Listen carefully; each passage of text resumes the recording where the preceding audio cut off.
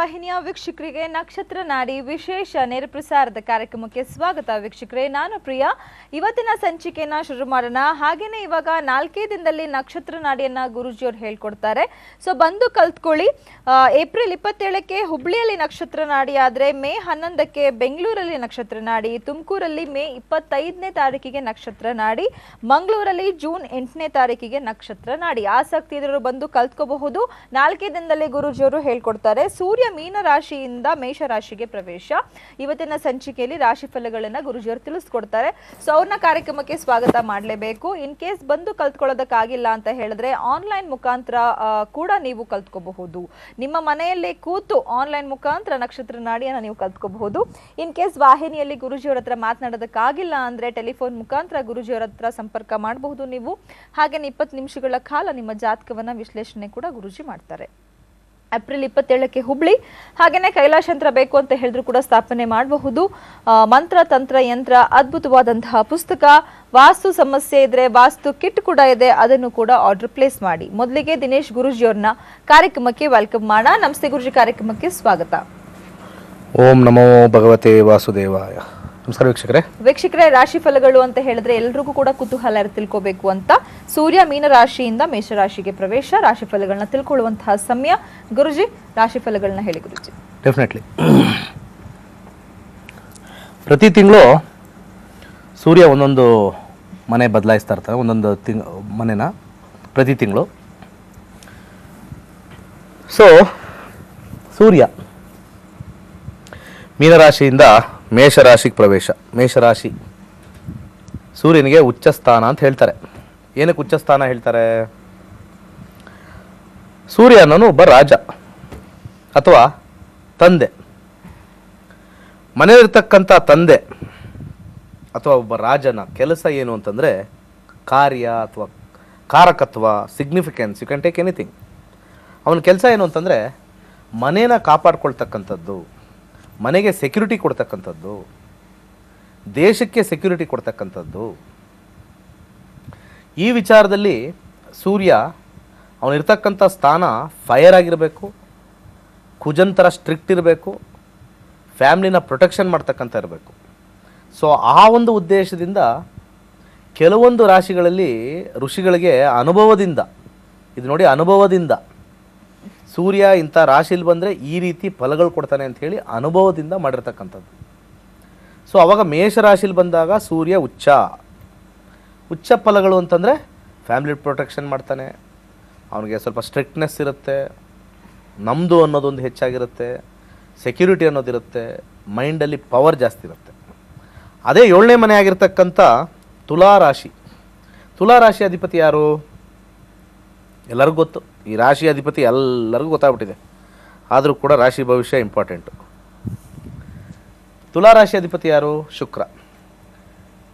ದೇಶಕ್ಕೆ ಒಡೆಯನಾಗಿರ್ತಕ್ಕಂಥ ಕಿಂಗು ಅಥವಾ ಮನೆಗೆ ಒಡೆಯನಾಗಿರ್ತಕ್ಕಂಥವನು ಬರ್ತಕ್ಕಂಥ ಹಣನೆಲ್ಲ ಎಂಜಾಯ್ಮೆಂಟ್ಗೆ ಹಾಕ್ತಕ್ಕಂಥದ್ದು, ರಾತ್ರಿ ಲೇಟಾಗಿ ಬರ್ತಕ್ಕಂಥದ್ದು, ಬೇರೆ ಬೇರೆ ವ್ಯವಹಾರಗಳನ್ನ ಇಟ್ಕೊಳ್ತಕ್ಕಂಥದ್ದು, ಅಥವಾ ಕುಡಿದು ದುಡ್ಡನ್ನ ಹಾಳು ಮಾಡಿ ಕೆಲವರು ಮನೆಗೆ ನಾನು ಏನೂ ಕೊಡಲ್ಲ, ನೀವೇನು ಬೇಕಾದ್ರೆ ಮಾಡ್ಕೊಳ್ಳಿ, ನೀವೇ ದುಡ್ಕೊಳ್ಳಿ ಅಷ್ಟೇ, ನನಗೆ ಯಾವುದೋ ಚಿಂತೆ ಇದೆ ಅಂತ ಹೇಳ್ಕೊಂಡು. ಆ ತುಲಾರಾಶಿ ಅನ್ನೋದು ಒಂದು ಎಂಟರ್ಟೈನ್ಮೆಂಟ್ ಆಗಿರ್ತಕ್ಕಂಥ ಒಂದು ರಾಶಿ. ಎಂಟರ್ಟೈನ್ಮೆಂಟ್ ರಾಶಿ ಅಂತ ಹೇಳ್ತೀವಿ. ಅಲ್ಲಿ ವಾಯುತತ್ವ ಆಗಿರ್ತಕ್ಕಂಥದ್ದು ಶುಕ್ರ ವಾಯುತತ್ವ. ಶುಕ್ರ ವಾಯುತತ್ವ ಇಸ್ ಎಂಟರ್ಟೈನ್ಮೆಂಟ್ ಒನ್. ಅಲ್ಲಿ ಸೂರ್ಯ ಕೂತ್ಕೊಂಡಾಗ ಸೂರ್ಯನ ಒಂದು ಕ್ವಾಲಿಟೀಸು ನೆಗೆಟಿವ್ ಆಗಿಬಿಡುತ್ತೆ. ಆ ನೆಗೆಟಿವ್ಸ್ ಆದಾಗ ಆ ಒಂದು ಕಾರಕತ್ವದಲ್ಲಿರ್ತಕ್ಕಂಥವ್ರು ಏನಾಗುತ್ತೆ, ಮನೇನ ಸರಿಗೆ ಕಾಪಾಡೋದಿಲ್ಲ, ತನ್ನನ್ನು ತಾನು ನೋಡ್ಕೊಳ್ಳೋದು ಹೆಚ್ಚಾಗುತ್ತೆ, ಮನೆತನವನ್ನು ನೋಡ್ಕೊಳ್ಳೋದಿಲ್ಲ. ಯಾವಾಗ ಒಬ್ಬ ರಾಜ ಆಗಿರೋನು ಅಥವಾ ಒಬ್ಬ ಮಂತ್ರಿ ಆಗಿರೋನು, ಯಾರೇ ಇರ್ಬೋದು, ಒಬ್ಬ ದೇಶದ ಒಂದು ಕಾಯಿರ್ತಕ್ಕಂಥ ಒಂದು ರಾಜ ಆಗಿರೋನು ತನ್ನನ್ನು ತಾನು ಸ್ವಾರ್ಥಿ ಹಾಕ್ಕೊಳ್ತಕ್ಕಂಥದ್ದು, ತನ್ನನ್ನು ತಾನು ನೋಡ್ಕೊಳ್ತಕ್ಕಂಥದ್ದು, ಅವನಿಗೇನು ಪ್ರಾಪ್ತಿ ಆಗ್ತಕ್ಕಂಥದ್ದು ನೋಡ್ಕೊಳ್ತಕ್ಕಂಥವನಿಗೆ ಈ ಪ್ರಜೆಗಳು ಖಂಡಿತ ಇಷ್ಟಪಡೋದಿಲ್ಲ. ಅದೇ ರೀತಿ ಮನೆಗಳಲ್ಲಿ ತಂದೆ ಇರ್ಬೋದು ಅಥವಾ ಹಸ್ಬೆಂಡ್ ಇರ್ಬೋದು, ಮನೆತನವನ್ನು ಸರಿಯಾಗಿ ನಡೆಸದೆ ಹೋದರೆ ಅವ್ರಿಗೆ ಮರ್ಯಾದೆನೂ ಕೊಡಲ್ಲ. ಬೇಜವಾಬ್ದಾರಿಯಿಂದ ಇದ್ದಾಗ ಅವ್ರಿಗೆ ಯಾವುದೇ ರೀತಿಯ ಒಂದು ವಿಶ್ವಾಸನೂ ಇರೋದಿಲ್ಲ. ಆದರೂ ಕೂಡ ಪರಿಸ್ಥಿತಿಯಿಂದ ಕೆಲವು ಫ್ಯಾಮಿಲೀಸ್ ಏನು ಮಾಡ್ತಾರೆ, ಈ ಕೆಲವು ಹಸ್ಬೆಂಡ್ಸು ಅಥವಾ ಏನು ತಂದೆ ಇರ್ತಾರೆ, ಇರ್ತಕ್ಕಂಥ ದಾರಿ ಇಂಥವ್ರದ್ದೆಲ್ಲ ಸೂರ್ಯ ಸ್ವಲ್ಪ ನೀಚ ಇರ್ತಕ್ಕಂಥದ್ದು, ಸೂರ್ಯ ಅಷ್ಟಮದಲ್ಲಿರ್ತಕ್ಕಂಥದ್ದು, ಸೂರ್ಯ 5ನೇ ಮನೇಲಿರ್ತಕ್ಕಂಥದ್ದು, 5ನೇ ಮನೆ ಬ್ಯಾಡ್, ಮತ್ತು ಸೂರ್ಯ 9ನೇ ಮೇಲಿರ್ತಕ್ಕಂಥದ್ದು ಸ್ವಲ್ಪ ಇವರಿಗೆ ದೋಷ ಕೊಡ್ತಕ್ಕಂಥದ್ದು ಅಂತ ಪರಾಶರದಲ್ಲಿ ಹೇಳಿದ್ದಾನೆ. ಸೊ ಇಂಥ ವಿಚಾರದಲ್ಲಿ ಸೂರ್ಯ ಮೇಷರಾಶಿ ಉಚ್ಚಸ್ಥಾನವನ್ನು ಅಲಂಕರಿಸಿದ್ದಾನೆ. ಸೊ ಮೇಷರಾಶಿಯವ್ರಿಗೆ ಹೇಗಿದೆ? ಹಣದ ತೊಂದರೆ ಆಗುತ್ತೆ, ಫೈನಾನ್ಷಿಯಲ್ ಪ್ರಾಬ್ಲಮ್ ಆಗುತ್ತೆ, ಆರೋಗ್ಯ ಎಕ್ಸಲೆಂಟ್ ಆಗಿರುತ್ತೆ, ಹಣದ ತೊಂದರೆ ಆಗುತ್ತೆ. ಎಜುಕೇಷನ್ ಇರ್ತಕ್ಕಂಥವ್ರಿಗೆ ವಿದ್ಯಾಭ್ಯಾಸದಲ್ಲಿ ಉನ್ನತ ಮಟ್ಟಕ್ಕೆ ಹೋಗ್ತಕ್ಕಂಥದ್ದು ತೋರಿಸ್ತಾ ಇದೆ. ಮತ್ತು ವೈವಾಹಿಕ ಜೀವನದವ್ರಿಗೆ ಭಾಳ ಸಂತೋಷಕರವಾಗಿರ್ತಕ್ಕಂಥ ಒಂದು ಸಮಯ ತೋರಿಸ್ತಾ ಇದೆ. ಮತ್ತು ಫೈನಾನ್ಸ್ ಕಂಡೀಷನ್ ಸ್ವಲ್ಪ ಭಾಳ ಡೇಂಜರ್ ಆಗಿರ್ತಕ್ಕಂಥದ್ದು, ಕೊಟ್ಟಿರ್ತಕ್ಕಂಥ ಹಣ ಬರದೇ ಇರತಕ್ಕಂಥದ್ದು, ಇದನ್ನು ಭಾಳ ವಿಶೇಷವಾಗಿ ಗಮನಿಸಬೇಕಾಗಿರ್ತಕ್ಕಂಥದ್ದು. ಅದೇ ವೃಷಭ ರಾಶಿಗೆ ಹೋಗೋಣ. ವೃಷಭ ರಾಶಿಲಿ ಬರ್ತಕ್ಕಂಥ ಹಣ ವ್ಯಯ ಜಾಸ್ತಿ ಆಗ್ತಕ್ಕಂಥದ್ದು ತೋರಿಸ್ತಾ ಇದೆ. ಬರ್ತಕ್ಕಂಥ ಹಣ ವ್ಯಯ ಜಾಸ್ತಿ ಆಗ್ತಕ್ಕಂಥದ್ದು, ಮನೆಗೆ ಖರ್ಚು ಜಾಸ್ತಿ ಆಗ್ತಕ್ಕಂಥದ್ದು, ಮನೆ ವಿಚಾರದಲ್ಲಿ ಹೆಚ್ಚು ಹಣ ಪೋಲಾಗ್ತಕ್ಕಂಥದ್ದು ತೋರಿಸ್ತಾ ಇದೆ. ಎಜುಕೇಷನ್ ಇರತಕ್ಕಂಥವ್ರಿಗೆ ಭಾಳ ಒಂದು ಒಳ್ಳೆಯ ಒಂದು ವಿದ್ಯಾಭ್ಯಾಸ ಆಗ್ತಕ್ಕಂಥ ತೋರಿಸ್ತಾ ಇದೆ. ಎಜುಕೇಷನ್ ಇರ್ತಕ್ಕಂಥವ್ರಿಗೆ ಒಂದು ಒಳ್ಳೆಯ ಹೊಸ ಕೋರ್ಸ್ ಮಾಡ್ತಕ್ಕಂಥದ್ದು ಭಾಳ ಅದ್ಭುತವಾಗಿರ್ತಕ್ಕಂಥ ಸಮಯ ಅಂತ ತೋರಿಸ್ತಾ ಇದೆ. ವೈವಾಹಿಕ ಜೀವನದಲ್ಲಿ ಸ್ವಲ್ಪ ಮಟ್ಟಿಗೆ ಮೀಡಿಯಂ, ಆರೋಗ್ಯದಲ್ಲಿ ಭಾಳ ಒಂದು ಕ್ಲಿಷ್ಟದ ಪರಿಸ್ಥಿತಿ ಅಂತ ತೋರಿಸ್ತಾ ಇದೆ ವೃಷಭ ಲಗ್ನ ಅಥವಾ ವೃಷಭ ರಾಶಿಯವ್ರಿಗೆ. ಸೊ ನಾನು ಏನೇ ಗೋಚಾರ ಫಲ ಹೇಳಿದ್ರೆ ಆ ಗೋಚಾರ ಫಲದ ದಶಾಭುಕ್ತಿಲಿ ಅದು ಬರಬೇಕು. ನನ್ನ ದಶ ಅಥವಾ ನನ್ನ ಭುಕ್ತಿ ಅಥವಾ ನನ್ನ ಅಂತರ್ಭುಕ್ತಿಲಿ ಸೂರ್ಯ ಇದ್ದಾಗ ನಾನು ಹೇಳ್ತಕ್ಕಂಥ ಫಲ ಆಲ್ಮೋಸ್ಟ್ 40%ವರೆಗೂ 30 to 40%ವರೆಗೂ ಖಂಡಿತ ಎಫೆಕ್ಟ್ ಆಗುತ್ತೆ. ಹಾಗೆ ನಾವು ಮಿಥುನ ಲಗ್ನ ಅಥವಾ ಮಿಥುನ ರಾಶಿಗೆ ಬರೋಣ. ಲಗ್ನಕ್ಕೆ ನಾನು ಇಂಪಾರ್ಟೆನ್ಸ್ ಕೊಡ್ತೀನಿ ಮೊದಲು. ರಾಶಿ ಭವಿಷ್ಯ ಎಲ್ಲೂ ಇಲ್ಲ. ರಾಶಿ ಭವಿಷ್ಯ ಎಲ್ಲ ಸುಳ್ಳು. 100% ಅಲ್ಲ, 200 ಅಲ್ಲ, 1000% ಸುಳ್ಳು. ನಾನು ಇದನ್ನು ಪದೇ ಪದೇ ಹೇಳ್ತಾ ಇರ್ತೀನಿ. ಇರೋದೇ 12 ರಾಶಿ, 130 ಕೋಟಿ ಜನಸಂಖ್ಯೆ, ಎಲ್ಲ ಡಿವೈಡ್ ಮಾಡಿದ್ರೆ 12 ಕೋಟಿ ಜನಕ್ಕೆ ಇವತ್ತು ಆರೋಗ್ಯ ಸರಿ ಇಲ್ಲ ಅಂತಂದರೆ 12 ಕೋಟಿ ಜನನೂ ಹಾಸ್ಪಿಟ್ಲಲ್ಲಿದ್ದಾರಾ? ಒಂದೊಂದು ವಾಹಿನಿಲೂ ಒಂದೊಂದು ಥರ ಹೇಳ್ತಾರೆ. ಯಾವುದನ್ನು ತೊಗೊಳ್ತೀರಿ ಕರೆಕ್ಟಾಗಿ? ನನಗೆ ಕನ್ಫ್ಯೂಸ್ ಆಗಿಬಿಡುತ್ತೆ. ನಂದೇನ ರಾಶಿ ಅನಿಸ್ಬಿಡುತ್ತೆ ಕೊನೆಗೆ. ಒಂದು ವಾಹಿನಿಲಿ ಒಂದು ಪದ ಅದು ಬರಲ್ಲ. ನಾನು ಇಲ್ಲೂ ಹೇಳ್ತೀನಿ, ಈ ಒಂದು ಅಪ್ಲಿಕೇಶನ್ ಆಗಿರ್ತಕ್ಕಂಥದ್ದು ನಿಮ್ಮ ದಶಾಭುಕ್ತಿ ನಡೆದಾಗ ಮಾತ್ರ ಇದೆಲ್ಲ ಅಪ್ಲಿಕೇಬಲ್ ತೊಗೊಳ್ಳಿ, ಇಲ್ಲದವ್ರೆ ತಲೆನೂ ಕೆಡಿಸ್ಕೋಬೇಡಿ. ಹಣದ ಪ್ರಾಬ್ಲಮ್ ಅಂತ ಹೇಳಿರ್ತೀನಿ. ದಶಾಭುಕ್ತಿಲಿ ಸೂರ್ಯ ಇದ್ದರೆ ಮಾತ್ರ ಹಣದ ಪ್ರಾಬ್ಲಮ್ಮು, ಇಲ್ಲಾಂದರೆ ಯಾಕೆ ತಲೆ ಕೆಡಿಸ್ಕೊಳ್ತೀರಾ? ಸೊ ಜ್ಯೋತಿಷ್ಯನ ಪರ್ಫೆಕ್ಟಾಗಿ ನೀಟಾಗಿ ಅರ್ಥ ಮಾಡ್ಕೊಂಡಿರೋರಿಗೆ ಮಾತ್ರ ಅರ್ಥ ಆಗುತ್ತೆ. ಅದು ಬಿಟ್ಟರೆ ಎಲ್ಲ ಜನರಿಕ್ಕು, ಎಲ್ಲ ಜನರಲ್ ಮೆಡಿಸಿನ್ ಥರ ಯಾವುದೋ ಒಂದು ಕಾಯಿಲೆಗೆ ಏನೋ ಒಂದು ಥರ ಕೊಡ್ತಕ್ಕಂಥದ್ದು ಆಗುತ್ತೆ. ಮಿಥುನ ಲಗ್ನದವ್ರಿಗೆ ಅದ್ಭುತವಾಗಿರ್ತಕ್ಕಂಥ ಒಂದು ಸಮಯ. ಜಾಬಲ್ಲಿ ಒಳ್ಳೆಯ ಒಂದು ಇಂಕ್ರಿಮೆಂಟ್ ಬರ್ತಕ್ಕಂಥದ್ದು, ಮಾತುಕತೆಯಲ್ಲಿ ಸ್ವಲ್ಪ ಒಂದು ಲಾಭ ಬರ್ತಕ್ಕಂಥ ತೋರಿಸ್ತಾ ಇದೆ. ಎಜುಕೇಷನ್ ಇರ್ತಕ್ಕಂಥವ್ರಿಗೆ ಎಕ್ಸಲೆಂಟ್ ಆಗಿದೆ. ಆರೋಗ್ಯದಲ್ಲಿರ್ತಕ್ಕಂಥವ್ರಿಗೆ ಇನ್ನೂ ಉನ್ನತವಾಗಿರ್ತಕ್ಕಂಥ ಶಕ್ತಿ, ಓಡಾಟ ಸ್ವಲ್ಪ ಸ್ಟ್ರೆಂತ್ ಆಗಿರ್ತಕ್ಕಂಥ ತೋರಿಸ್ತಾ ಇದೆ. ಸೂರ್ಯನ ದಶ ಮತ್ತು ಭುಕ್ತಿ ಇದ್ದಾಗ ನನ್ನ ಫಲಗಳು ಹೆಚ್ಚಾಗಿರ್ತಕ್ಕಂಥದ್ದು. ಮತ್ತು ಹಾಗೆ ಕರ್ಕಾಟಕ ರಾಶಿ ಮಾತಾಡೋಣ ಅಥವಾ ವಿರಾಮದ ನಂತರ ಮಾತನಾಡೋಣ? ಖಂಡಿತ ವಿರಾಮದ ನಂತರ ಕಂಟಿನ್ಯೂಸ್ ಆಗಿ ಮಾತಾಡೋಣ. ಸೊ ವಿರಾಮ ನಂತರ ಕೂಡ ಗುರುಜಿ ರಾಶಿ ಫಲಗಳನ್ನ ತಿಳಿಸ್ಕೊಡ್ತಾರೆ. ಅದಕ್ಕೂ ಮುಂಚೆ ವೀಕ್ಷಕರೇ, 27ನೇ ತಾರೀಕು ಇದೇ ತಿಂಗಳು ಹುಬ್ಳಿಗೆ ಬರ್ತಾ ಇದ್ದಾರೆ ಗುರುಜಿ ಅವರು. ಮೇ 11ಕ್ಕೆ ಬೆಂಗಳೂರು, ತುಮಕೂರಲ್ಲಿ ಮೇ 25ನೇ ತಾರೀಕಲ್ಲಿ ಕ್ಲಾಸಸ್ನ ಹೇಳ್ಕೊಡ್ತಾ ಇದ್ದಾರೆ. ಮಂಗಳೂರಲ್ಲಿ ಜೂನ್ 8ನೇ ತಾರೀಕು. ಎಲ್ಲ ಕಡೆ ಕೂಡ ನಕ್ಷತ್ರ ನಾಡಿನೇ ಇರುತ್ತೆ. 4 ದಿನದ ಕ್ಲಾಸಸ್ ಆಗಿರುತ್ತೆ. ಆಸಕ್ತಿ ಇರೋರು ಬಂದು ಕಲ್ತ್ಕೊಳ್ಳಿ. ಬೇಸಿಕ್ ಕೂಡ ಗೊತ್ತಿಲ್ಲ ಆಸ್ಟ್ರಾಲಜಿ ಬಗ್ಗೆ, ಎ ಅಂದ್ರೇನೋ ಬಿ ಅಂದ್ರೆ ಏನು ಅಂತ ಗೊತ್ತಿಲ್ಲ ಆದ್ರೂ ಪರವಾಗಿಲ್ಲ, ಬಂದು ಕಲ್ತ್ಕೋಬಹುದು. ಕಾರ್ಯಕ್ರಮನ ಮುಂದುವರ್ಸೋಣ. ಸದ್ಯಕ್ಕೆ ಒಂದು ವಿರಾಮ.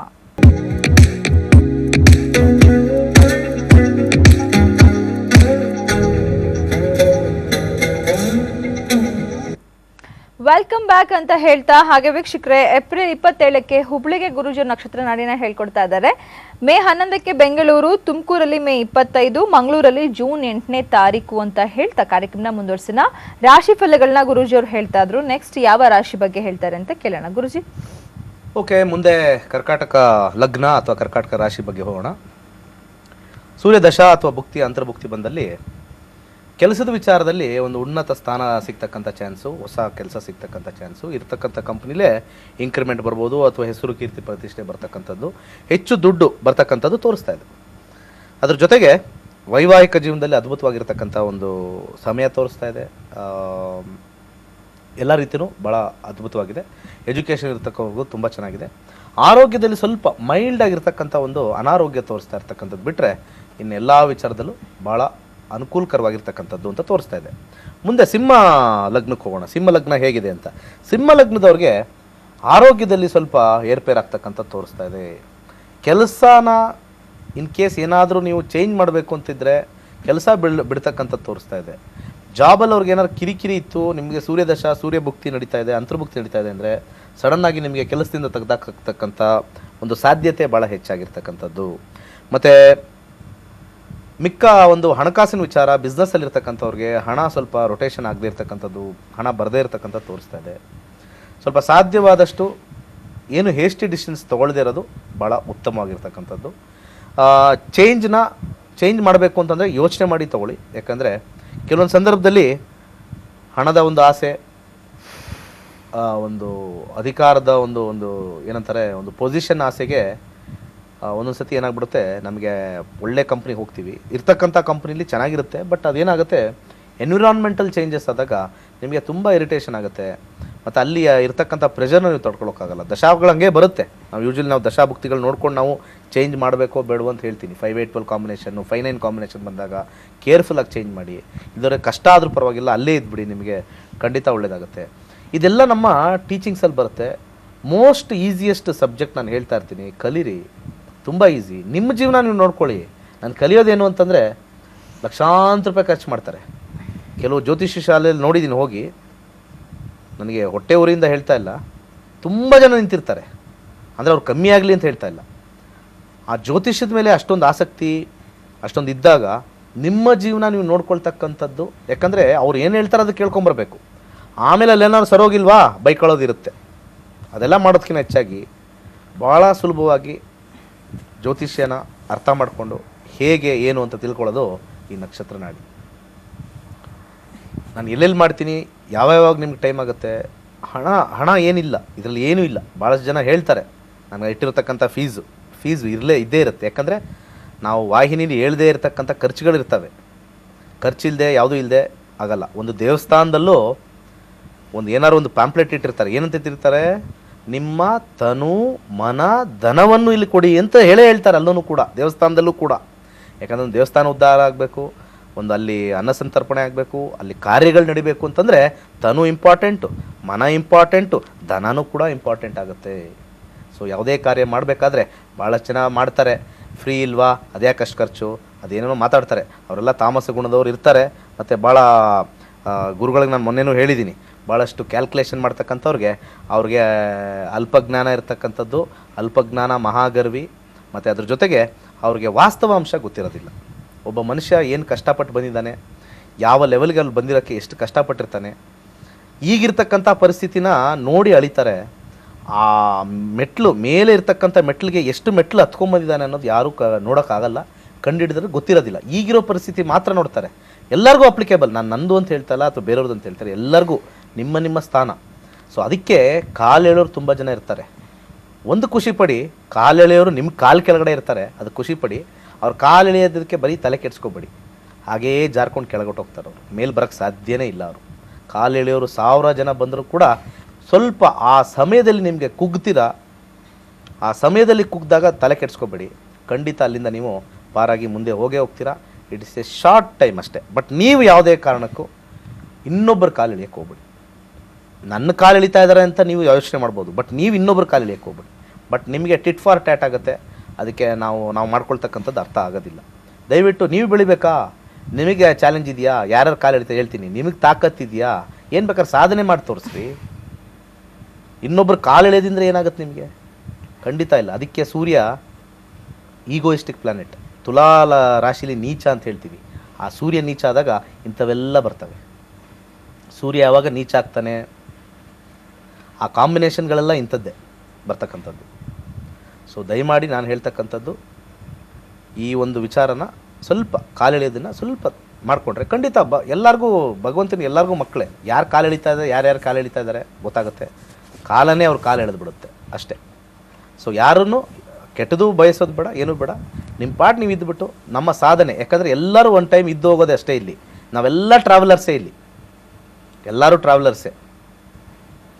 ಟ್ರಾವೆಲರ್ಸ್ ಆಗಿರೋದ್ರಿಂದ ಆ ಒಂದು ಬೋಗಿಯಲ್ಲಿ ನಾವೆಲ್ಲ ಒಟ್ಟಿಗೆ ಹೋಗ್ತಾ ಇರ್ತೀವಿ. ನಮ್ಮ ಸ್ಟೇಷನ್ ಬಂದಾಗ ಇಳಿದು ಹೋಗ್ತಾ ಇರ್ತೀವಿ. ಇಳಿಲೇಬೇಕಲ್ಲಿ. ಯಾಕಂದರೆ ಟಿಕೆಟಲ್ಲಿ ಎಂಡ್ ಅಂತ ಇದ್ದೇ ಇರುತ್ತೆ. You have to get down at that point. ಅದೇ ಡೆತ್.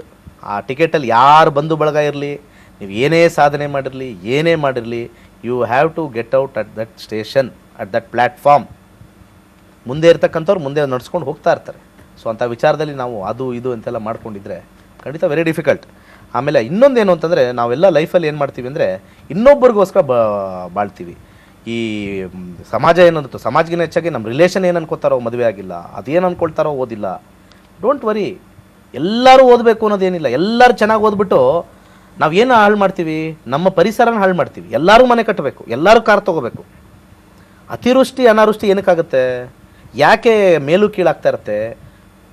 ಭಗವಂತ ಎಲ್ಲನೂ ಕೂಡ ಬ್ಯಾಲೆನ್ಸಲ್ಲಿ ಇಟ್ಟಿರಬೇಕು. ಆ ಬ್ಯಾಲೆನ್ಸಲ್ಲಿ ಇಟ್ಟಿರೋದಕ್ಕೋಸ್ಕರನೇ ಒಬ್ರಿಗೆ ದುಡ್ಡು ಹೋಗುತ್ತೆ, ಒಬ್ರಿಗೆ ದುಡ್ಡು ಬರುತ್ತೆ.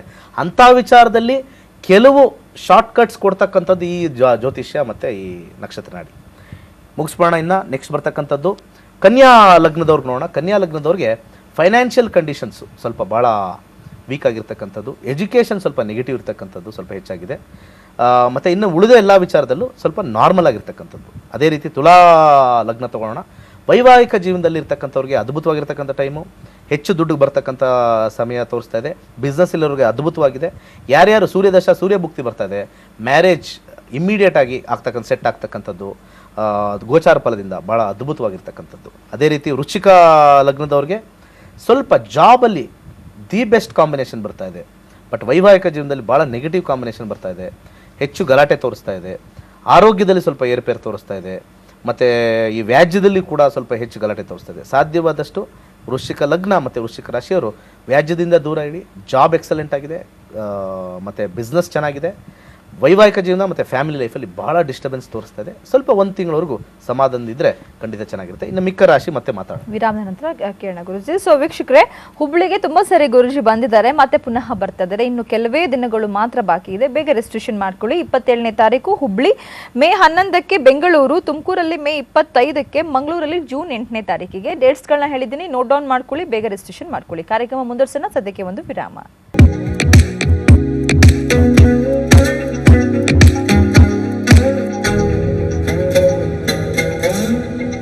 ವೆಲ್ಕಮ್ ಬ್ಯಾಕ್ ಅಂತ ಹೇಳ್ತಾ ಕಾರ್ಯಕ್ರಮ ಮುಂದುವರ್ಸೋಣ. ನೆಕ್ಸ್ಟ್ ಯಾವ ರಾಶಿ ಬಗ್ಗೆ ಹೇಳ್ತಾರೆ ಗುರುಜಿ ಕೇಳೋಣ. ಗುರುಜಿ, ನೆಕ್ಸ್ಟ್ ಮುಂದೆ ಧನುರ್ ಲಗ್ನ ಅಥವಾ ಧನುರ್ ರಾಶಿ ಬಗ್ಗೆ ನೋಡೋಣ.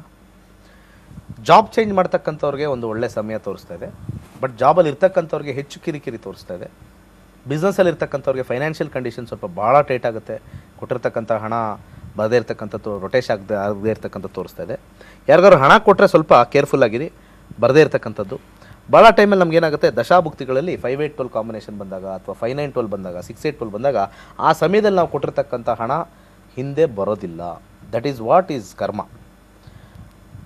ಬಟ್ ಹಾಗಾಗ್ಬಿಟ್ಟು ಅದನ್ನು ನಾವು ಇದೆ ಅಂತಂದಾಗ ನಾವು ಖಂಡಿತ ನಾವು ಅದನ್ನು ಕಂಟ್ರೋಲ್ಡಾಗಿ ಮಾಡಬೇಕಾಗುತ್ತೆ. ಯಾರಿಗಾರು ಒಂದು ದುಡ್ಡು ಕೊಡಬೇಕಾದ್ರೆ ಕಂಟ್ರೋಲ್ಡಾಗಿ ಮಾಡಬೇಕಾಗುತ್ತೆ.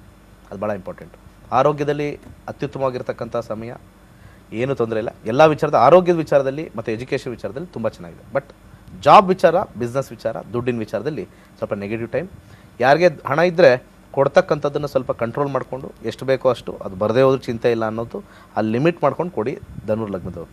ಅದೇ ರೀತಿ ಮಕರ ಲಗ್ನದವರು ಅಥವಾ ಮಕರ ರಾಶಿಯವ್ರಿಗೆ ಆರೋಗ್ಯನೇ ಸ್ವಲ್ಪ ಮೇಜರ್ ಸೆಟ್ ಬ್ಯಾಕ್ ಅಂತ ಹೇಳ್ತೀನಿ. ಆರೋಗ್ಯ ಚೆನ್ನಾಗಿರಲ್ಲ.